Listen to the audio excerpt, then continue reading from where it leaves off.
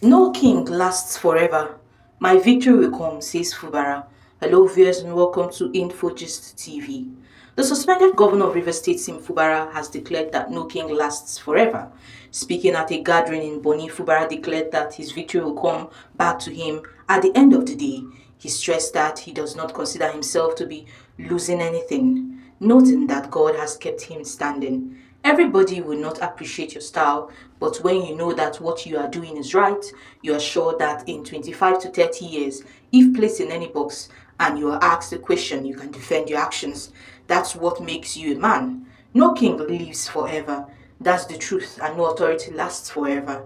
But what is important is that within the period that you are in power or when you reign, I wished you did wonderful things that would speak forever.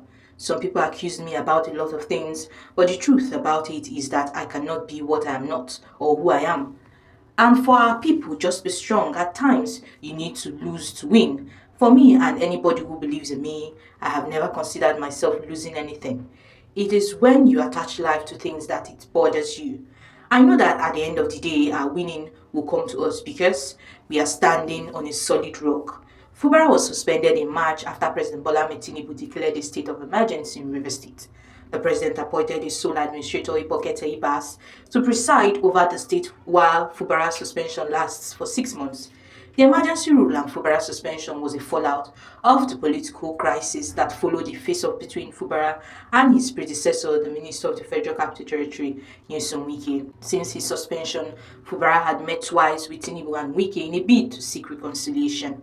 Recall that millions of people, especially the loyalists of Governor Simila Fubara on Thursday, June 12th, had their hope dashed as they had marked out the date to be a moment of wild jubilation and partying. The expectations everywhere was that President Bola Ahmed Tinubu would use the opportunity of that day to reinstate all the democratic institutions in the state that he had suspended on March 18. The suspension of Fubara, his deputy, Professor Ngozi Odu, and the State House of Assembly was sequel to the political tension in the state, which saw the forces loyal to the governor and lawmakers aligned to the Federal Capital Territory Nyesom Wike at daggers drawn, but the president was able to diffuse by that decision of the declaration of a state of emergency in the state. Several bookmakers had predicted that given his democratic posturing, Tinubu was expected to recall the suspended governor either on May 29th, a date that marked 2 years of the current elected officials, or June 12th, which has come to be known as the National Democracy Day. But the question many are asking is what could have stopped the president from reinstating the governor on June 12th and repositioning Rivers on the path of democracy? Given the pressure mounted on President by eminent Nigerians and knowing the damage the imposition of the state of emergency could have on his reputation, Tinubu was alleged to have put the machinery in place to reinstate the suspended governor without minding whose ox is gored. The two high-stake meetings held in London and Tinubu's Lagos residence were said to be pointers to the looming recall of the suspended officials. But sources revealed that the governor's loyalists, who got wind of the plan, began to jubilate ahead of June 12th, even when it was still weeks away. This jubilation, it was learned, did not go down well with the camp of Wike, who then pulled all the strings to ensure that the suspension was not lifted until the fulfillment of a certain agreement. His sources disclosed that even Fubara did not keep the plan under wraps, as he divulged in one of his public outings that he and all the suspended officials would be returned back to government very soon. The source noted that the announcement of the governor's return was to be made by Tinubu on June 12th. The process of the handing over of power would have taken 1 or 2 weeks. A prominent activist said, however, Fubara appears now to be walking a tightrope to his reinstatement. The governor seems to have been surrounded by landmines every step of the way by those forces that want him out of power by all necessary means. Only last week, the factional chairman of the All Progressive Congress APC in Rivers State, Chief Tony Kocha, declared that even if Fubara joins the party, he would still not escape the hammers of impeachment. Recall that one of the alleged cards on the table of reconciliation when the governor met with the president in London was that he should toe the footsteps of the governors of Delta and Akwa Ibom states by dumping the PDP for the APC. But while that offer was still under consideration, Okocha decried that Fubara was yet to consult him and those who are aggrieved by his actions or inactions as governor for true reconciliation. If Fubara decides to join the APC, it has nothing to do with the state of emergency in River State. His sins cannot be forgiven because he came to our party. It is not true, the party chairman said. He has not spoken to me. He would enter the party through the door, not the window, not only him. Speaking on the presidential directive that the suspended governor should go back home and ensure the return of peace in the state, Okocha said Fubara had failed to carry out the orders. I can confirm that there is no reconciliation effort currently underway in River State, he said. The suspended governor Fubara has not made any move to reconcile with the lawmakers. Only genuine reconciliation can save him from impeachment, as the Supreme Court judgment stands. Also, in the last media chat, Wike had said that Fubara was not keen about a genuine peace to resolve the crisis in the state.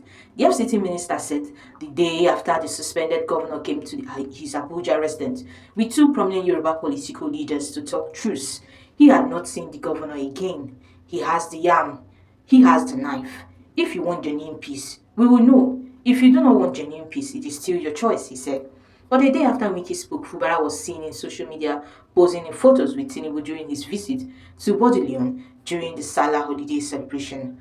After successfully defending his 1.4 trillion naira budget before the National Assembly, the sole administrator of River State, Vice Admiral Ibokete Ibas, has been touted to have received express instructions to do everything within his power to conduct local government elections in River State before his exit in September. This, according to sources, is to ensure that the political structure of the state, irrespective of political party, will be returned into the grips of the FCT minister as a verifiable tool to work out the modalities for the 2027 general election. Wike, the minister of the Federal Capital Territory, had earlier in Abuja declared that he would lead the campaign train of Tinubu's re-election bid in 2027. The minister has been at loggerheads with the leadership of his party, the PDP, since 2023, and despite the claim that Fubara had agreed to work for the president in 2027, it is yet to be seen on what platform or which political structure he will deploy to get the job done. And with the local government elections expected to go the way of Wike,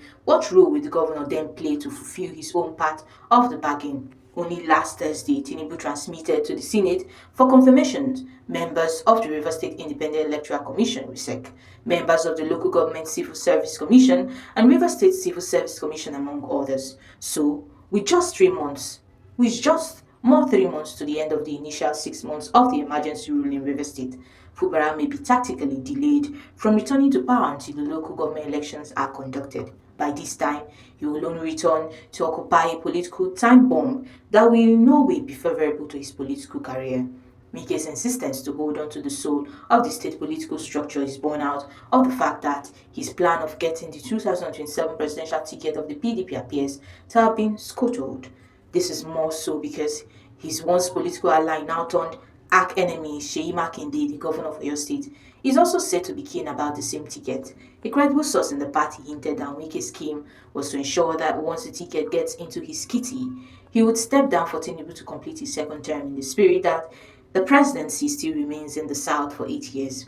Again, with former Governor Rotimi Amechi of River State likely to indicate interest to lead the opposition party's coalition against Tinubu in 2027, it is likely that the political battle in River State will be vitriolic in every sense. Obviously, with the declaration of a state of emergency, the people of the state may possibly want to vent their anger in 2027 by voting against the president. Hence, the entrance of Amechi into the fray may constitute a Herculean task for Tinubu and Wike to win the state.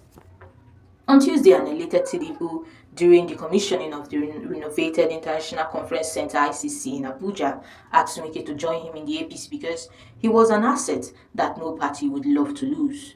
Everyone appears to be fed up with the situation in River State. The elders have become tongue-tied. Protesters have rested their placards just as right activists have run out of ideas. Except the president chooses to take everyone by surprise. The situation in River State has snowballed to a state of hopelessness. But the likes of a former deputy national chairman of the PDP, Chief Bode George, have not rested on their oars in appealing to Tinubu to end the state of emergency rule in River State. Sources has also revealed that the governor